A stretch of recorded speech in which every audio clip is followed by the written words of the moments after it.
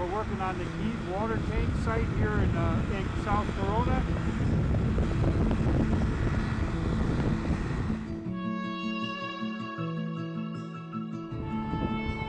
It's a 2.5 million gallon concrete wall, concrete roof water tank.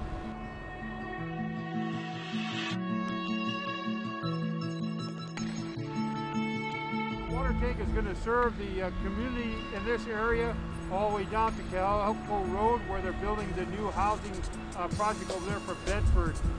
It's going to encompass a pretty good sized area.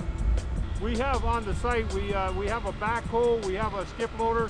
Today we have a concrete truck from C-Mix, Ready Mix Concrete, and we have a concrete pumper that's pumping the concrete. And then of course the big tower that's going around the tower, around the tank, is a pre-stressing tower, they call it. It wraps the cable that goes around the entire tank. You can see the spools right behind me. That's 3/8" quarter stranded cable, and they apply that all the way around the perimeter of the tank and work their way up to the top. And today we're using the concrete from C-Mix concrete truck through the pump into the tower to do the shotcrete on the face of the wall.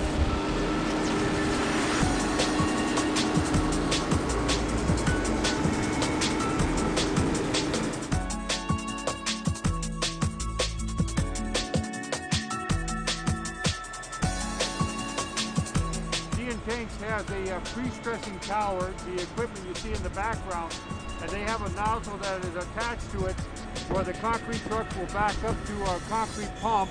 The pump actually pumps the concrete into the tank, up through the roof, comes into the tower, and comes back down the tower to the nozzle where they're spraying on the wall. It is a sand cement mixture, and it's applied by pressure and water mixture, and they apply that to the surface of the wall.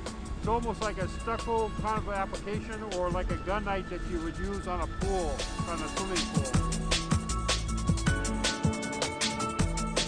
This is a 16-inch water line that comes up from across Masters Drive up Key Street, Nelson Street. This is the main feed that's going to fill this water tank. So it has the valves, it has a bypass system, and a 16-inch water line to go ahead and fill it. And then we have an overflow. I don't know if you saw on the side of the tank, a big like stainless steel circle. That's the overflow. There's a pipe that comes out of there and goes into that bulb there, and then it goes into the storm drain system.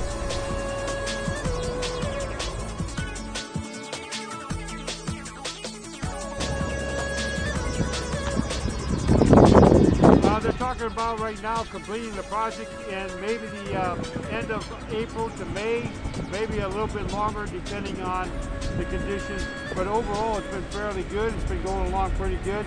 Just getting the material here on site has been kind of a bigger issue.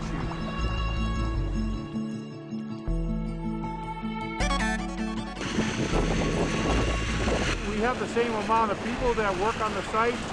Some of the people specialize in different things like carpentry, concrete finish, that type of thing, but it's usually the same amount of crew.